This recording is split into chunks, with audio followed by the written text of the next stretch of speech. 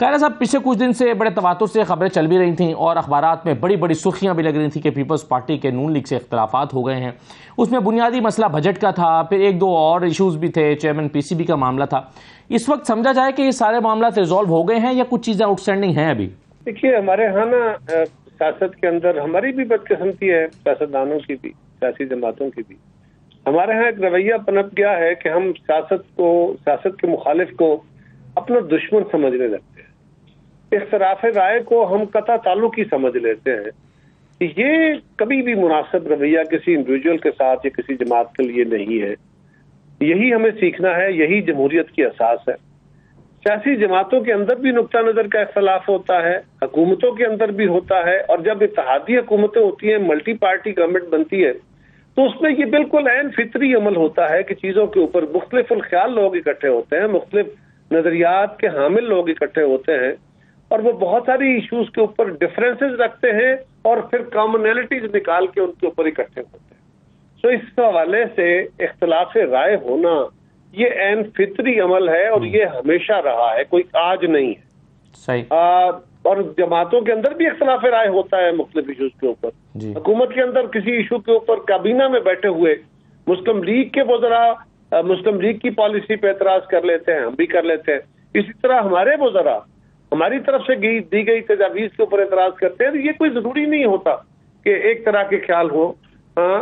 Budget जब पेश किया जाता है तो उसको भी यही होता है कि बजट की एक तजावीज़ होती है जी। बजट तजावीज़ के जरिए आप कुछ प्रपोजल आवाम के सामने रखते हैं, आवाम के नुमाइंदों के सामने रखते हैं, जो मुख्तलिफ फोरम से उनके सामने जाती है, वहां पे डिबेट होती है, असेंबली में डिबेट होती है, और मुख्तलिफ फोरम्स पे भी अपने अपने इंडिविजुअली भी आप भी फोरम है। तो उसके बाद जो तजावीज़ आती है असेंबली में, उन तजावीज़ की रोशनी में बजट की उन प्रपोजल्स को अमेंड किया जाता है जी। यही सूरत हाल हुकूमत के अपने वज़रा भी करते हैं, हुकूमत के मेंबरान जो असेंबली होते हैं वो भी करते हैं, इत्तेहादी भी करते हैं, और बजट के ऊपर बहुत सारे मुख्तलिफ ताजर तंजीमें कर रही होती हैं, इंडस्ट्रियलिस्ट करते हैं, किसान करते हैं, एहतजाज करते हैं, ताकि इस दिनों में जब बजट में तजावीज़ आनी है, रिलीफ मिलने हैं, टैक्स लगने हैं, तनख्वाहें कम ज्यादा होनी है, उसके ऊपर यही सूरत हाल जमातों के अंदर भी थी। पीपल्स पार्टी ने जब बजटी तजावीज़, यकीनन पहले भी बातें होती रही, मीटिंग्स उससे पहले भी हुई, लेकिन जब बजट एक खास शक्ल में सामने आया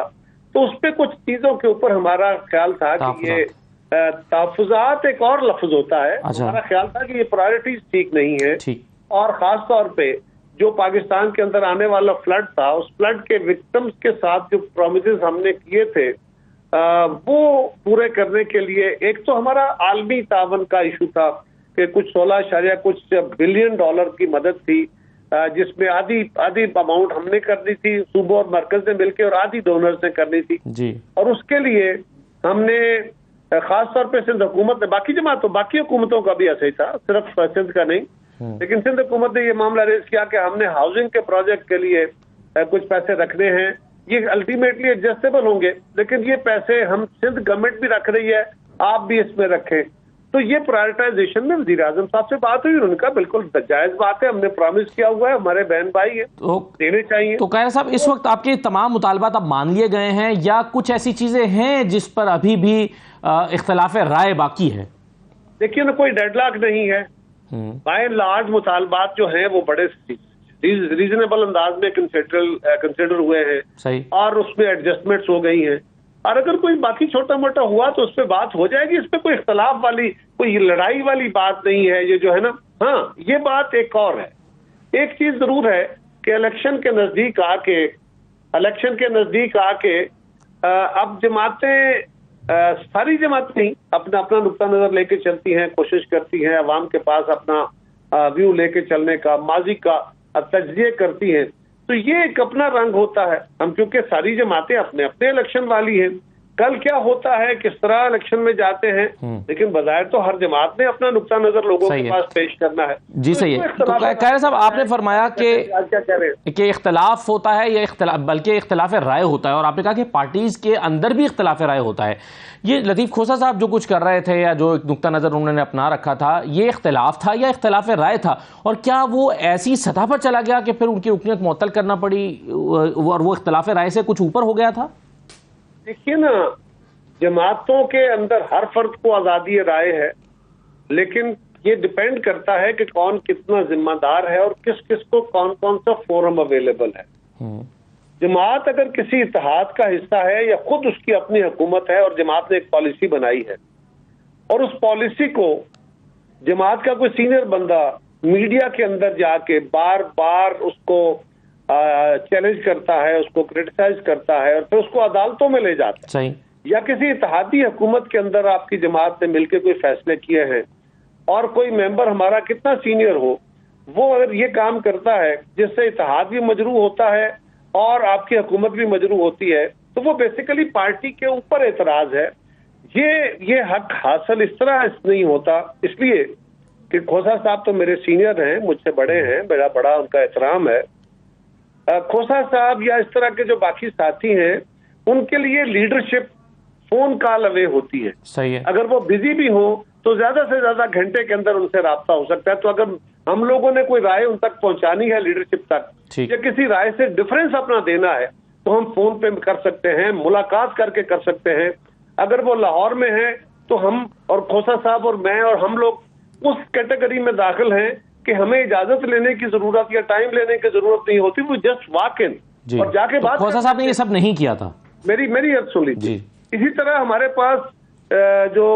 کور کمیٹی ہوتی ہے، ECC سینٹرل ایگزیکٹو کمیٹی ہوتی ہے، تو یہ جو قیادت کے پاس ذرائع ہوتے ہیں ہمیں کرٹیسزم وہاں بیٹھ کے یا ڈیفرنس وہاں بیٹھ کے کرنا ہے۔ اور اگر آپ تسلسل کے ساتھ باوجود جماعت کے بار بار کہنے کے اگر آپ ایک عمل جاری رکھتے ہیں جس سے جماعت کی ساکھ اور اتحاد مجروح ہوتا ہے تو پھر جماعت کا یہ استحقاق ہوتا ہے کہ وہ آپ کو کہے کہ اگر آپ اپنی ذاتی حیثیت میں یہ باتیں کرنا چاہتے ہیں تو پھر آپ اپنی جو سیاسی حیثیت ہے اس سے الگ ہوں اور ذاتی حیثیت میں کریں۔ یہ بات بالکل صحیح کی آپ نے قاہرہ صاحب کہ کسی بھی شخص کی کوئی ذاتی رائے ہو سکتی ہے، اگر وہ پارٹی ڈسپلن میں نہیں آ رہی اور پارٹی کا یہ اختیار ہے کہ پھر اس کو وہ پارٹی کی رکنیت سے الگ کر دے، اور پارٹی اس کو بار بار کہہ بھی رہی ہے، لیکن ایسی صورت میں کہ جب ایک شخص کی رائے مختلف ہے اور اس نے پارٹی نے ایکشن بھی لے لیا، اس کو الگ بھی کر دیا، یہ وال آف شیم بنانا، یہ آپ کیا سمجھتے ہیں کہ جمہوری طریقہ کار ہے کہ ان کی تصویر لگا کے اس پہ کراس لگا کے ان کے چہرے پہ کراس لگا کے محض اس وجہ سے کہ ان کا اختلاف ان کی رائے مختلف ہے، اس کو آپ ٹھیک سمجھتے ہیں سر؟ ہمارے ہاں نا جی بہت بدقسمتی ہماری یہ ہے کہ ہم اپنی زندگیوں میں انتہا پسندی کے اتنے قائل ہو گئے ہیں، ہمیں ہمارے حالات نے اتنا تلخ کر دیا ہے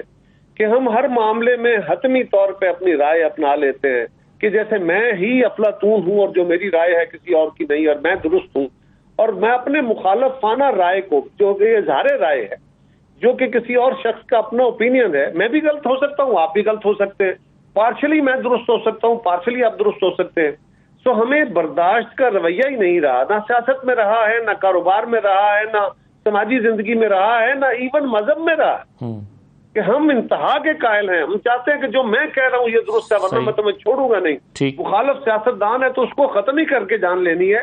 یہ رویہ درست نہیں ہے، اور جس طرف آپ نے نشاندہی کی کوئی ایسا ہی رویہ اختیار کیا گیا ہے، میرا خیال ہے یہ مناسب نہیں ہے۔ جماعت نے اپنی رائے لے لی، اب اس کے بعد اس طرف جانا یہ ذرا انتہا کا رویہ اس طرف نہیں جانا، یہ نہیں ہونا چاہیے تھا۔ رائٹ سر، آخری سوال سر میرا آپ سے یہ ہے کہ کیا چل نون لیگ کی ایک رائے ہوگی وہ الگ ہے، وہ ان سے پوچھا جا سکتا ہے، لیکن کیا پیپلز پارٹی کی یہ خواہش ہوگی کہ آئندہ انتخابات میں نون لیگ کے ساتھ سیٹ ایڈجسٹمنٹ کی جائے کچھ سیٹوں پر؟ یہ وہ سوال ہے جس کا مجھے استحقاق نہیں ہے کہ اپنی رائے آپ کو دوں، یعنی میڈیا کے ذریعے دوں۔ مجھے یہ رائے جب میری جماعت پوچھے گی تو میں جماعت کے اندر یہ رائے دوں گا، کیونکہ اس رائے سے بڑے ابہام پیدا ہوتے ہیں، اور یہ جب جماعت کے اندر اس وقت آئے گا تو اس پہ رائے پوچھی جائے گی، بڑا زوردار طریقے سے واضح طریقے سے اپنی رائے دیں گے، لیکن پھر جو جماعت کا فیصلہ ہوگا آپ کے سامنے لا کے اسی کو پلیڈ کریں۔ اور کیا آپ کی اس پر رائے دینا چاہیں گے کہ کیا 8 اکتوبر ہی کو انتخابات ہو جانے چاہیے یا اسمبلیاں 3 دن پہلے تحلیل کر کے نومبر میں اس کو لے جایا جانا چاہیے؟ دیکھیے، آئین کے اندر رہتے ہوئے انتخابی عمل مکمل ہونا چاہیے، یہ پہلی بات کہ اس سے بیانڈ کوئی رستہ قابل قبول نہیں ہے، کسی جماعت کے لیے بھی نہیں ہے، آئین کے اوپر عمل کرنا ہے۔ دوسری گزارش یہ ہے کہ ہمیں ایک ہے آئین کی اصل روح، کوشش کرنی چاہیے کہ آئین کی اصل روح جس کے تحت آئین بنایا گیا تھا اس سوچ کے تحت چلا جائے، تب وقت کے کوئی ایسی مجبوری نہ آ جائے کہ آپ اس روح سے تھوڑا بہت آگے پیچھے کر کے جو آپ کو لیوریج دیا گیا ہے ود ان کانسٹیٹیوشنل ایمبٹ، جو آپ کو گنجائش دی گئی ہے، وہ گنجائشیں استعمال کی جا سکتی ہیں، ٹھیک، کرنی چاہیے، لیکن اس کی اگر ضرورت ہو تو، اگر وہ ضرورت نہ ہو تو پھر ہمیں اسٹیٹ وے آئین کی جو اصل روح ہے اس کے مطابق کام